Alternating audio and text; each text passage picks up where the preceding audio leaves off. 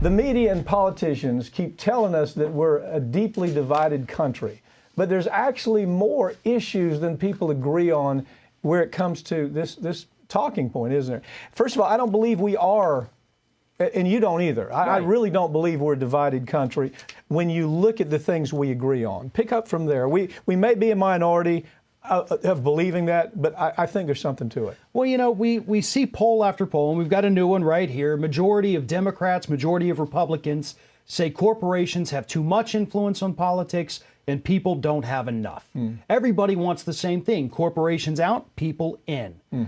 The issue of Medicare for all, majority say let's do it, both parties. Action on climate change, majority of both say let's do it. Action on gun control. Even a majority of NRA members say, yeah, we need common sense regulations here.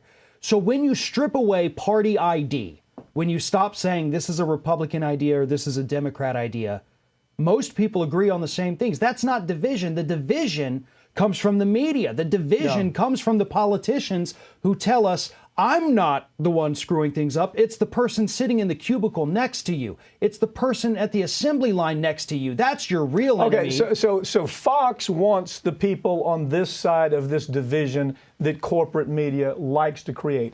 MSNBC, CNN wants the other folks on the other side of that division. Yeah. And really, they've done the numbers, okay?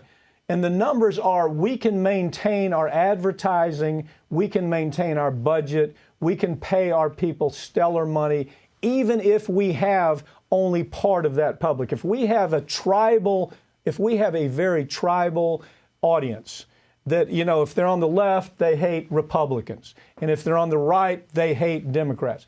Both of those entities, all three of the entities, MSNBC, Fox, they have figured out that it's still pretty good money to stir up hate in this country. Stir up as much hate as you can. If you don't think that little freak, Phil Griffin, with MSNBC, understands how hate sells, just listen to what his folks say. If you don't think that the folks running Fox News believe that hate sells advertising.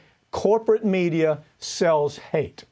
Well, and they've sold us, and the politicians do this too, that it's an us versus them mentality, because they don't want us to know that the real us versus them is us versus them. Right. You know, when they tell us that, hey, no, it's because the person next to you voted Republican, that's why everything's so bad. Or the person next to you voted Democrat, that's why things are bad. No, things are bad because we all keep voting for the same corrupt individuals to represent us in D.C., and they're not doing anything different. It's always business as usual. You get a few bright new faces every now and then, but they quickly get silenced by the status quo majority that says, we're not the problem, even though we've been here for 30 years.